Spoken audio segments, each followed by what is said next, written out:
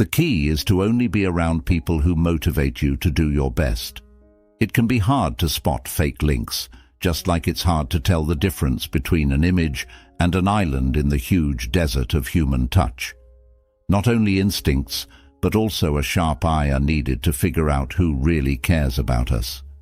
In a world full of met and mismatched people who wear masks of friendliness and self-interest very well, it takes both to figure out who really cares about us. There are instances when we end up placing an excessive amount of faith in the kindness and goodwill of other people, but in reality, what is taking place is that we are all being exploited. In the same way as an expert gardener is able to differentiate between plants that provide nourishment and those that draw resources from the earth, we also need to acquire the ability to recognize those individuals in our life who are genuine pals. In addition to this, we must acknowledge those individuals who are emotional parasites. As a result, we will now discuss the subtle indicators and patterns that are less evident, which disclose the underlying intents that lie beneath the fake grins and hollow promises. In this content, we will discuss the wisdom of decoding these human enigmas, revealing the route to more real and satisfying relationships. If you are here, it is because you are interested in personal growth, and in this content, we will speak about the wisdom of solving these human mysteries. The failure to fulfill commitments is the 15th point. It is possible to draw parallels between the process of making and breaking promises and a theatrical performance, in which the words are the players and the actions are the script that has been forgotten. These people have perfected the art of verbal persuasion, being able to construct vivid visions of dedication and support throughout their conversations. Nevertheless, their words often lack the substance of action that they want to do. When the time comes to put these painted fantasies into reality, they stumble, exposing the emptiness of their guarantees. They generate expectations with the flourish of a painter, but when the time comes to turn these dreams into reality, they falter. A pattern begins to form in these kinds of interactions. When their assistance is needed the most, when their promise is about to be fulfilled, these folks often disappear, leaving behind a gap that is filled with sadness and despair when they are no longer there. Not only does their absence during times of need constitute a violation of trust, but it also serves as a clear indication of the genuine intentions on their part. The promises that they make are instruments of manipulation with the purpose of obtaining value, trust, or support, without any intention of providing anything in return. Because of this, the failure to deliver commitments becomes a kind of litmus test. People who see relationships as solely channels for personal benefit are differentiated from others who view relationships as a two-way street of mutual respect and support. This distinction clarifies the difference between the two groups. Those who are left in the lurch often learn a painful but useful lesson as a result of the experience.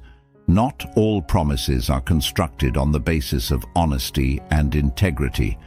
Therefore, the inability to fulfill commitments is an important habit to notice in order to comprehend and recognize those who may strive to take advantage of other people.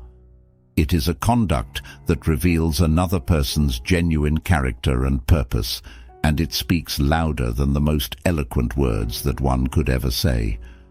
When one is able to recognize this pattern, they are able to acquire the ability to traverse the intricate terrain of human relationships with a more discriminating eye, ultimately protecting their trust and emotional investment.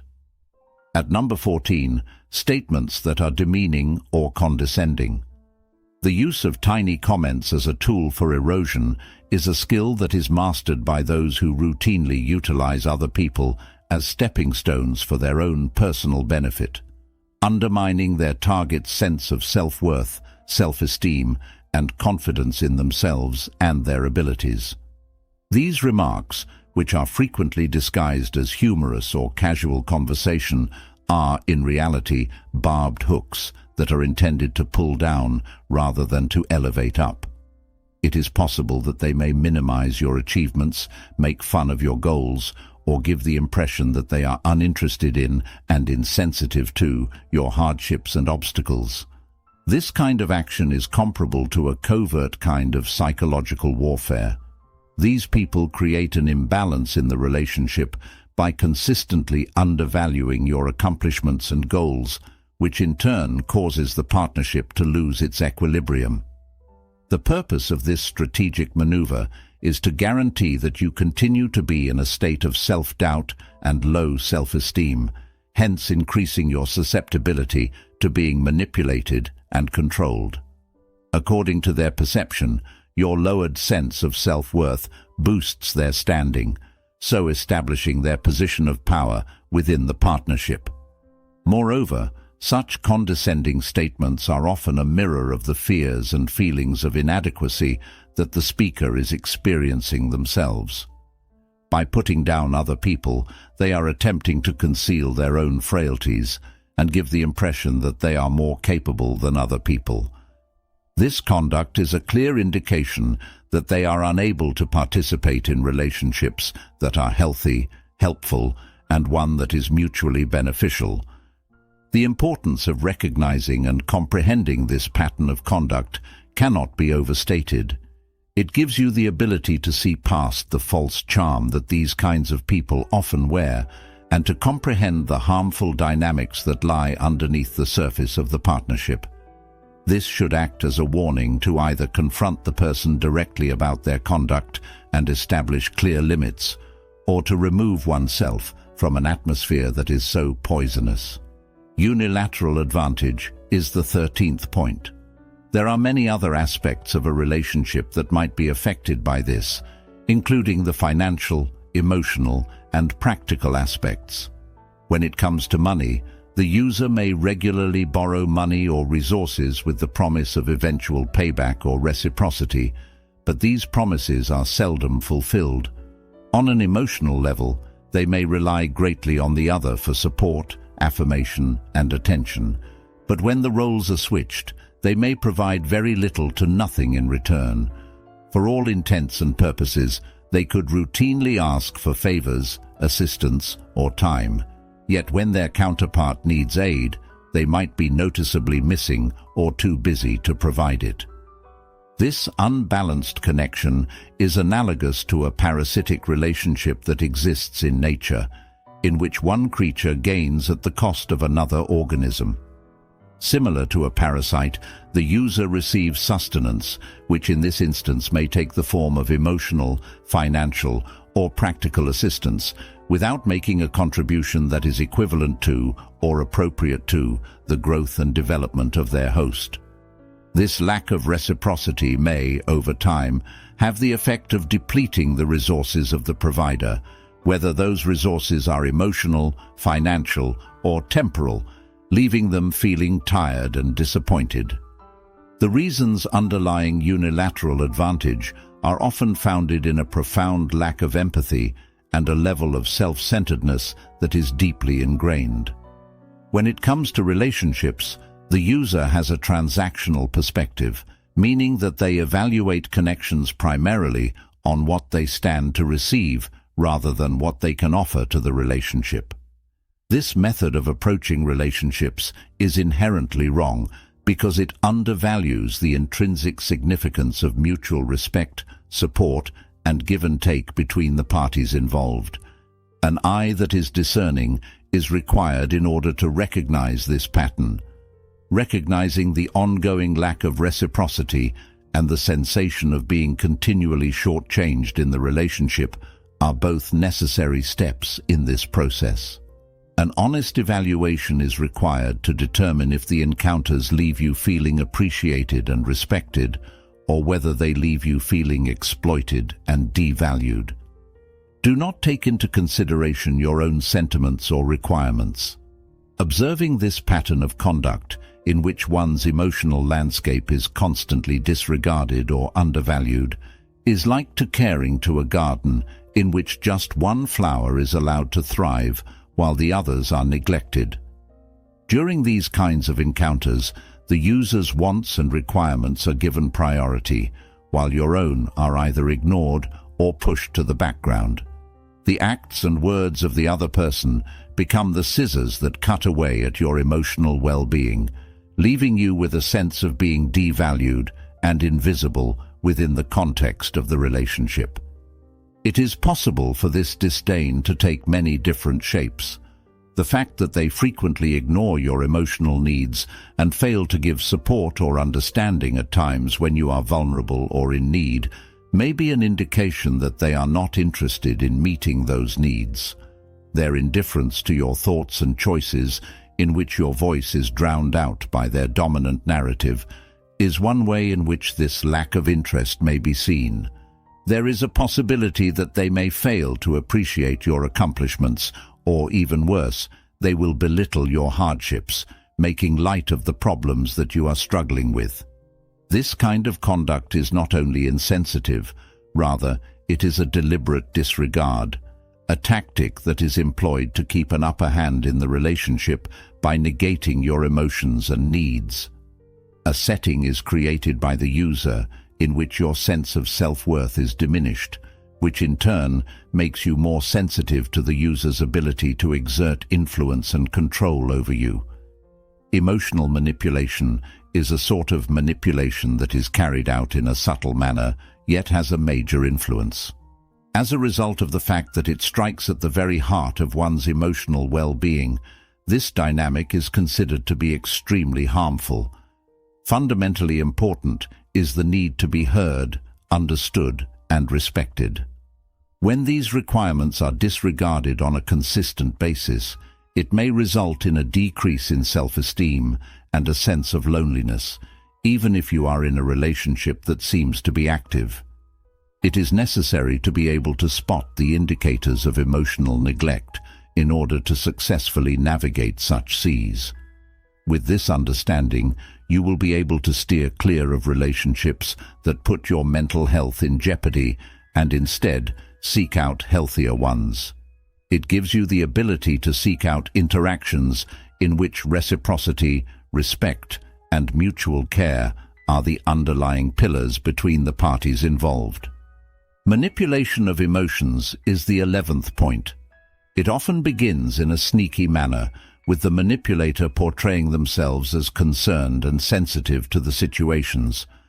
The facade, on the other hand, soon transforms into a system that allows them to induce emotions of worry, inadequacy, or guilt in the person they are targeting. They become skilled at manipulating your emotions, praising you to raise you when it serves their goal, and then brutally criticizing or disparaging you in order to build feelings of reliance and self-doubt in you. Take into consideration the comparison between a gardener and a beautiful plant. A compassionate gardener tends to their plants by ensuring that they get the ideal quantity of sunshine and water. The emotional manipulator, on the other hand, is similar to a careless gardener in that they fluctuate between overwatering the plant and allowing it to wither away in circumstances of drought. They use severe emotional states in order to destabilize the target, so creating an atmosphere in which the target becomes emotionally reliant on the manipulator and is continuously looking for the approval and validation of the manipulator in order to recapture that original affection. Many times, the very center of an individual's emotional well-being is the focus of this manipulation. To maintain a condition of self-doubt that is constant, they may minimize the significance of your achievements or exaggerate the magnitude of your shortcomings. They may manipulate circumstances in order to make you feel guilty for your usual behavior, shifting the blame in order to guarantee that you are the one who is always the one to apologize. The power dynamic in relationships that include emotional manipulation is always unbalanced because of the nature of the connection. To maintain their target's sense of equilibrium, the manipulator is in charge of making decisions on whether to show love and when to withdraw from the situation. On the contrary, this dynamic is not about mutual development or support. Rather, it is about satisfying the wants of the manipulator at the cost of the emotional well-being of the other person. Having a deep knowledge of these dynamics is necessary in order to recognize emotional manipulation successfully. Recognizing the patterns of engagement in which one's sentiments are repeatedly played with is a necessary step throughout this process. This necessitates introspection in order to comprehend the manner in which these encounters influence an individual's sense of self and emotional well-being. The lack of true help is the 10th issue. Imagine a tree in the middle of a big forest. Ideally, it is supported by the trees and undergrowth that are located in its immediate vicinity, where it receives nutrients, shelter, and the company of an environment that is flourishing. Consider the following scenario. A tree is the only plant in a desolate area, and there is no other vegetation to provide it with support or protection. To be in this situation is analogous to being in a relationship with someone who does not really care about your health and happiness. You are standing by yourself without any assistance. There is no sense of fellowship among your branches, yet they seek out for it. In these kinds of partnerships, your objectives, initiatives, and difficulties are addressed with disinterest or with gestures of support that are only symbolic. In spite of the fact that this someone may not be enthusiastic about your intentions, may not give a half-hearted good luck, or may not even verbally express support, their actions or lack thereof speak louder when it comes to providing practical aid, valuable advice, or even just an ear to listen during difficult times. Not only is their presence visibly lacking, but their assistance, if it is supplied at all, is often shallow, more a matter of form than substance, and frequently disappears when it is needed the most. The fact that they are so focused on doing what is best for themselves is the primary cause of this lack of true support.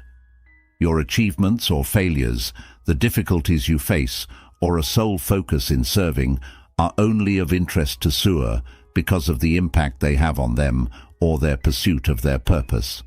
They have a transactional perspective on relationships in which the emotional commitment they make is evaluated depending on the prospective personal benefits they may get.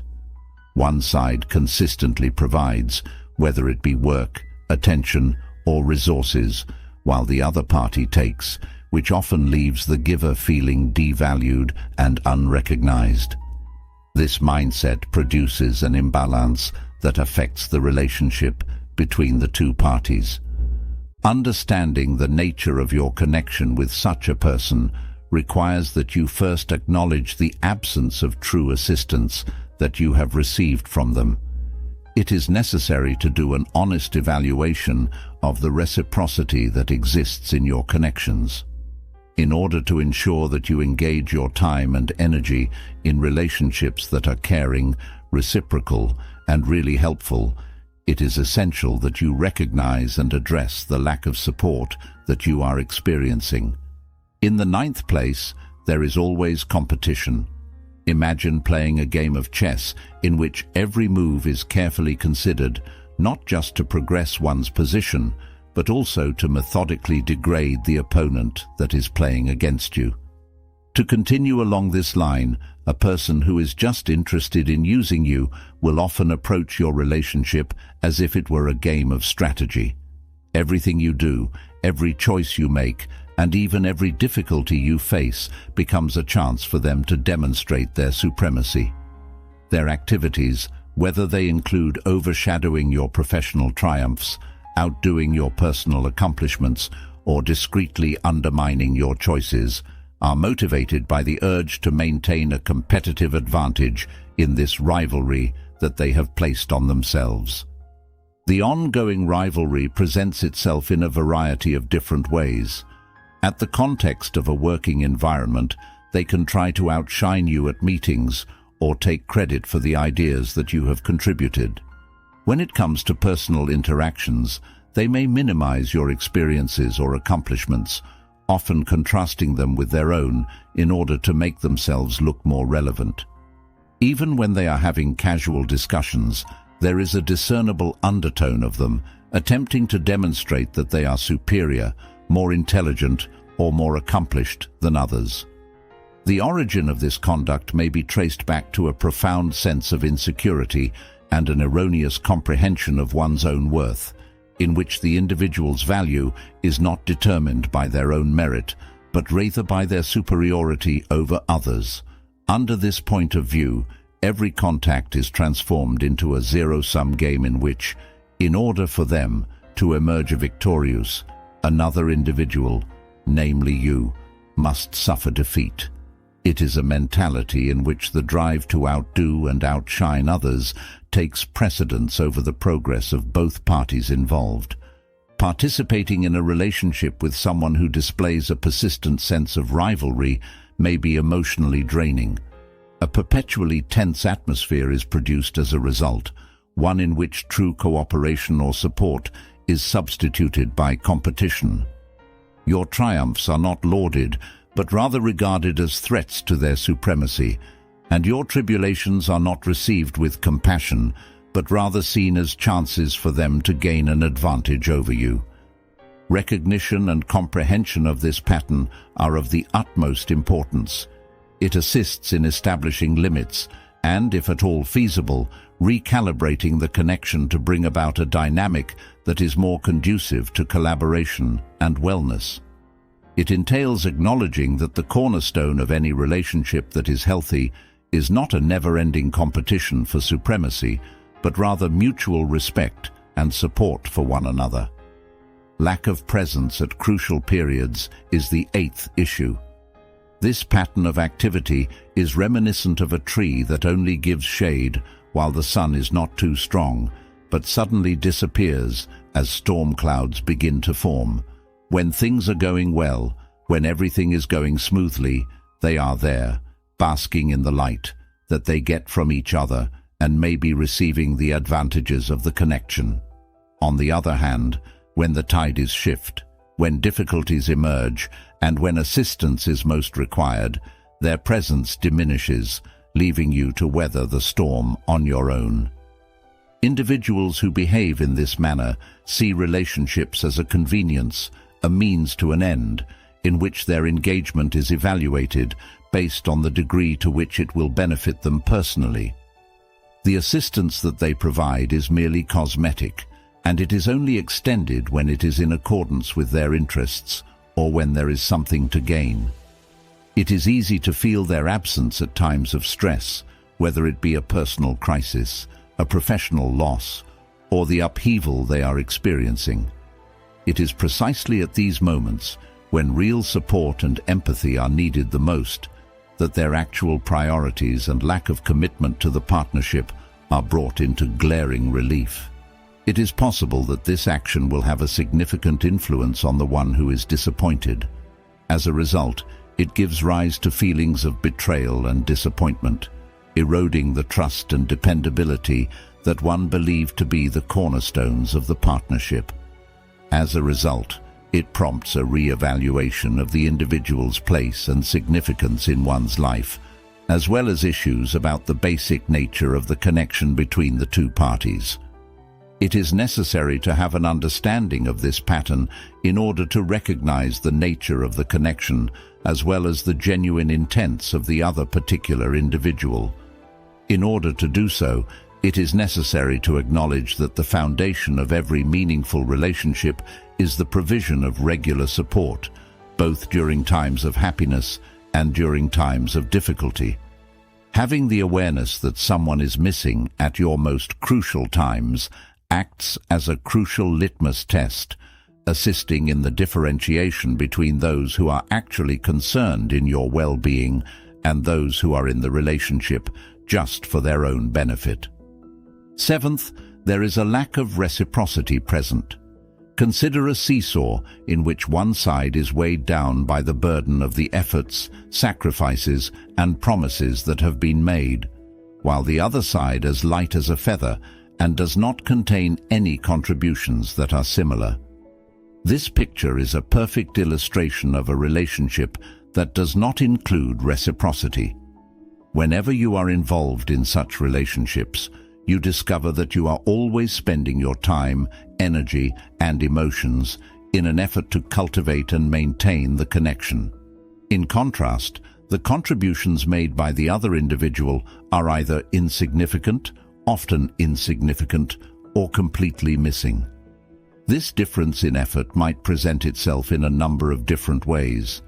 In spite of the fact that their reactions are lukewarm or non-committal, it is possible that you are the one who constantly initiates conversation and makes arrangements. One possible explanation is that you are able to provide consistent support and understanding, but you do not get the same amount of empathy or aid when you need it.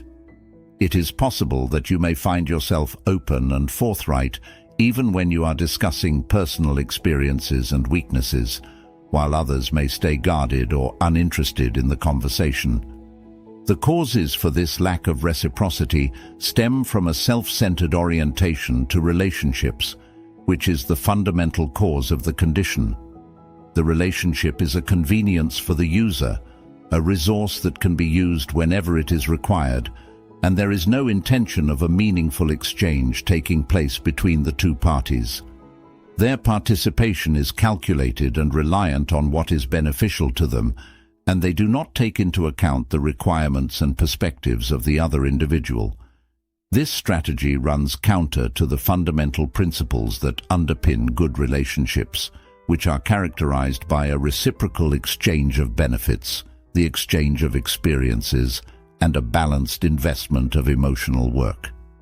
In order to recognize the absence of reciprocity, it is necessary to examine the dynamics of the relationship with complete awareness. It entails inquiring as to whether the efforts to maintain and expand the connection are shared by both parties, or if you are responsible for a disproportionate amount of them. In order to determine if the connection is felt to be nourishing or draining, equal or slanted, it is necessary to conduct an honest appraisal. Speculation and betrayal of trust come in at number 6. One may say that this is similar to a sword with two edges. On the one hand, the act of spreading rumors about other people might provide the impression of trust and camaraderie when it is not true. Some people may give the impression that they are confiding in you, therefore luring you into a circle of trust that seems to be exclusive. On the other hand, the opposite side of the blade is far more foreboding. It entails the betrayal of your trust, in which the private or sensitive information that you entrusted with them in confidence becomes fuel for them to talk about with other people. This act of betrayal is not just a breach of trust. Rather, it is a calculated attack designed to undermine your feeling of safety and privacy within the context of the relationship. The behavior in question demonstrates a deliberate contempt for the integrity of personal information, as well as an obvious disregard for the bounds of secrecy. Utilizing gossip as a weapon for social maneuvering, the user often positions themselves as a center of information in order to achieve their goals. They strive to manipulate views, forge alliances, or even sow strife for their own profit by spreading and manipulating information in order to achieve their goals. It is clear that this conduct exemplifies a utilitarian attitude to relationships, in which individuals are seen as means to a goal, and sensitive information is regarded as cash that may be exchanged. The victim is subject to a variety of consequences as a result of such conduct. As a result, it creates an atmosphere of distrust and insecurity, which undermines the fundamental basis of a relationship that had the potential to be helpful and trustworthy. Due to the fact that the abuse of personal information may cause harm to reputations, relationships, and self-esteem, it can lead to social and emotional ramifications. Recognizing this pattern of conduct is very necessary in order to protect oneself from relationship predators like these. This requires them to be watchful about how they talk about other people when they are not there, and to exercise caution with regard to the information that they share with them. It is possible to get useful insights about a person's character and intentions by observing their tendency to indulge in gossip and their regard for secrecy. When it comes to preserving one's dignity and making certain that personal boundaries are maintained in all interactions, it is essential to recognize and address this tendency. The fifth point is availability that is selected. Instead of being available, you are available. When seen in this light, selective availability gives the impression of a relationship that is completely unbalanced. In the same sense that just one side is constantly on call, it is comparable to a phone line. Within the context of this dynamic, you are always prepared to give an ear, extend a hand, or provide assistance to those who need it. Both your calendar and your emotions, as well as your resources, are open books that are easily available to their readers. The availability of the other person, on the other hand, is as seldom as a comet in the night sky. It is sporadic, unexpected, and always on their terms. On the contrary, this disparity in availability is not only the result of hectic schedules or competing priorities. Rather, it is the result of a conscious decision made by the user, a strategic attitude that they have selected. Their inaccessibility serves two purposes. First, it allows them to keep a comfortable distance from the situation, and second, it puts them in a position of management. By restricting their availability, they create a dynamic in which you are left wanting more, and you often feel thankful for any time or attention they choose to provide you. Your attempts to connect or interact with the other person in such situations are typically greeted with excuses, delays, or outright neglecting of your efforts. It's possible that your calls and messages may go unanswered and that your requirements will go ignored. Whenever they do participate, it is often in accordance with their requirements or agenda, which transforms the relationship into a one-way street in which your function is reduced to that of a convenience rather than that of a partnership that is respected. It's possible that this habit may take a big emotional toll on you.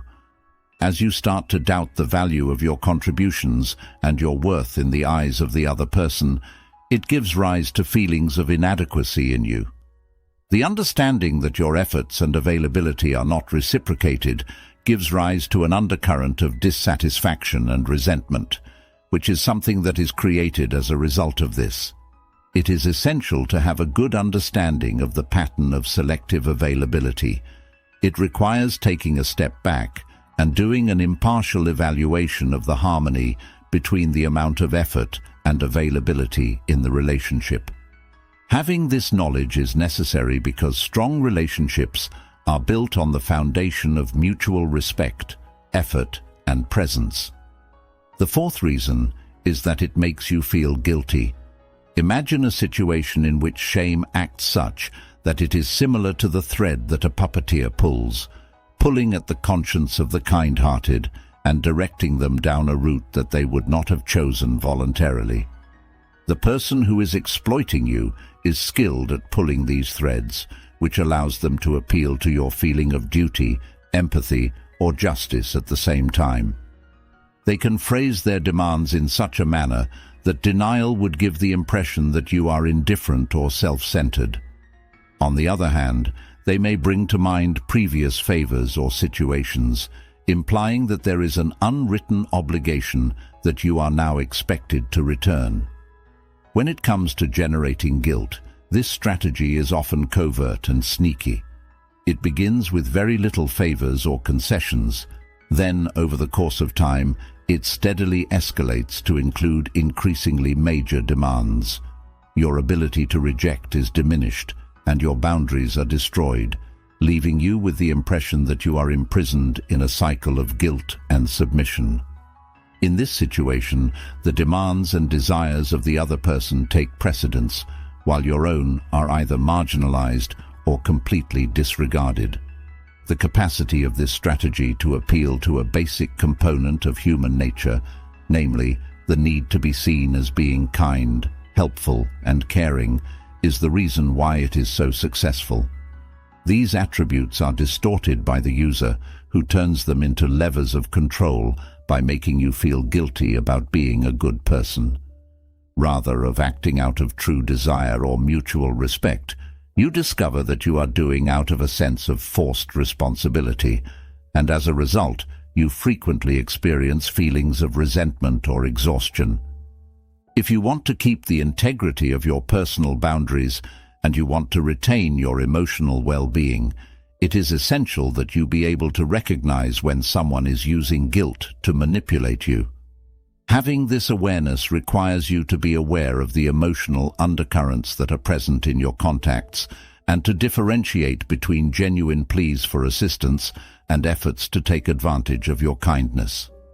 In addition to this, it is necessary to have the bravery to examine the reasons responsible for the demands and to exercise your right to decline without feeling bad about it.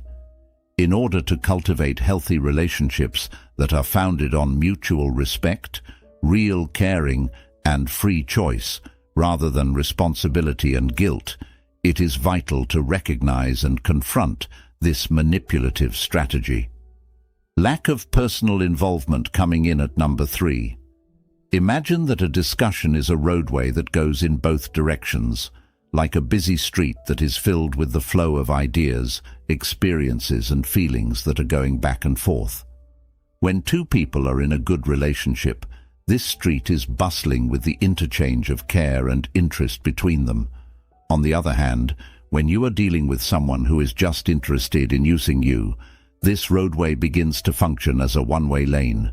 Attempts to push the topic towards your life are often met with diversions or dead ends, while their tales and experiences are the driving force behind the talk.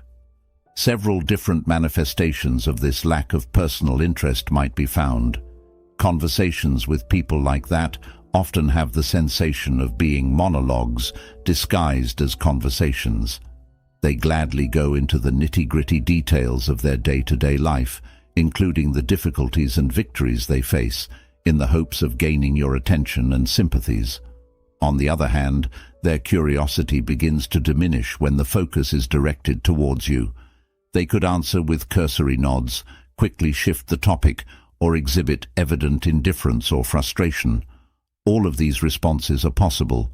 Your issues and experiences, regardless of how big they may be, seem to barely register on their radar, indicating that they are concerned. Not only does this conduct demonstrate a lack of social decorum or an inability to engage in conversation, but it also serves as a purposeful signal of the priorities and objectives of the individual in question.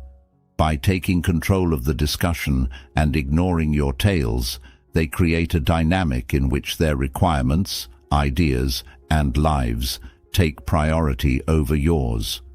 On the other hand, it is a subtle sort of egocentrism in which the relationship revolves around their axis, and your position is limited to that of an audience or a sounding board. These kinds of encounters may have a profoundly demoralizing effect on anybody involved. Due to the fact that the underlying human desire for recognition and understanding is not being satisfied, it might result in feelings of insignificance and dissatisfaction. This imbalance might ultimately cause the basis of the relationship to deteriorate over time, leaving you with the impression that you are more of an accessory to their life than an equal partner. Realizing that there is a lack of personal interest is really important. It entails being conscious of the dynamics of your relationships and being conscious of the emotional effect that these talks that are one-sided have on you. An assessment is required to determine if the connection is mutually rewarding or exhausting for both parties involved. Identifying this imbalance prepares the way for the pursuit of relationships that are more mutually beneficial and satisfying, in which your experiences and stories are appreciated and respected in the same manner that they are loved and respected by others. The second criterion is superficial proximity. A comparison may be made between it to the shimmering surface of a lake. It gives the impression of depth and substance, but upon closer study, one discovers that it does not possess the profundity that it claims to have. The individuals may imitate the acts of a close friend or a devoted partner while they are interacting with one another in this manner. It is possible that they communicate with one another often, that they laugh together, and that they even take part in talks that seem to be personal. This appearance of proximity, on the other hand, never goes beyond the realm of genuine depth. Several other manifestations of this lack of true dedication might be seen. It is possible that you will observe that although they are fast to take pleasure in the advantages of the connection, they are also quick to separate themselves when it needs them to exert effort or make sacrifices regarding the partnership. Whenever there is a crisis, their assistance is often insufficient or non-existent. It is possible that they are there at times of happiness and celebration, but they must be notably missing during times of difficulty or vulnerability. Furthermore, this apparent closeness often neglects to include the essential components of trust and dependability that are the foundation of genuine partnerships. Plans may be formed, but they might be broken in a casual manner, and pledges might be made, but they are seldom maintained.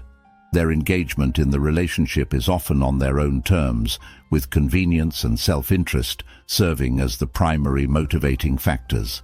It is common for people to engage in this activity in order to keep a network of connections that can be accessed whenever it is required, without having to put in the emotional effort that is necessary for genuine relationships. It's a tactic that involves keeping individuals near enough to one another for practical purposes, but not close enough to need a commitment from both parties. It is a type of emotional hedging in the sense that it allows one to gain the pleasures of proximity without the danger of developing a genuine connection or taking on responsibility. In order to have a complete grasp of the dynamics that are at play in a relationship, it is essential to recognize superficial closeness. Involved in this process is the observation of patterns of interaction and the questioning of whether or not the apparent closeness is matched by deeds of true commitment and shared vulnerability. In order to determine if the connection is balanced in terms of emotional involvement or whether it is slanted towards fulfilling their wants, careful consideration is required. It is a relationship that is defined by a veneer of closeness, but it does not have the base of true commitment and individual and collective development. It is possible to seek out and cultivate relationships that are founded on sincerity, reciprocity, and genuine emotional depth if one is able to recognize this pattern. In the first place, there is an ongoing lack of respect. This is not only a loss in judgment or a slip of the tongue that occurs in the heat of the moment. Rather, it is a constant thread that is woven into the fabric of the connection. Various manifestations of it may be found. The way in which this occurs might be via statements that are demeaning, attitudes that are dismissive, or even a blatant disdain for your emotions and limits. This conduct might be covert, like a succession of little cuts, or it can be overt, like a serious blow to your dignity that is glaringly obvious. Imagine a garden in which respect serves as the food that brings about the flourishing of romantic relationships. The lack of it results in a landscape that is devoid of any vegetation that is capable of having a healthy growth. As a result of this circumstance, each effort to engage in conversation or make a connection becomes a route that is littered with thorns of scorn and disrespect. This lack of respect is used as a tactic, whether intentionally or subconsciously, by the one who is displaying it in order to exert dominance or control in the relationship. It is a method of reducing the other, which allows one to keep an upper hand in a dynamic that ought to be characterized by equality and mutual esteem. This continuous disrespect is a significant factor that destroys the basis of the partnership. When differences of opinion arise, rather than being resolved through the application of understanding and empathy, they are transformed into battlegrounds with little concern for the emotional casualties that may result.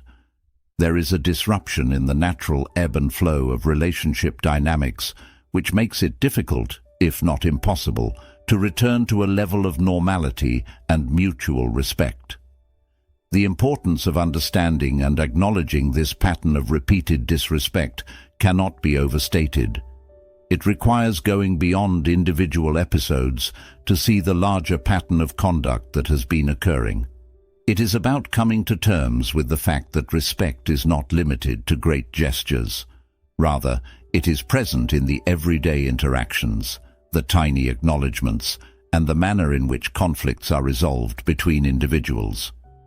To summarize, a continuous lack of respect in a relationship is a strong symptom of a person who regards you not as an equal partner, but rather as a means to an end. This is because the person views you as a means to an end. A relationship that is essentially imbalanced and dysfunctional is something that is shown by the fact that there is no respect for your emotions and dignity. It is essential for everyone who places a high value on their own self-respect and who is looking for partnerships that are founded on a basis of mutual respect and equality to recognize this characteristic.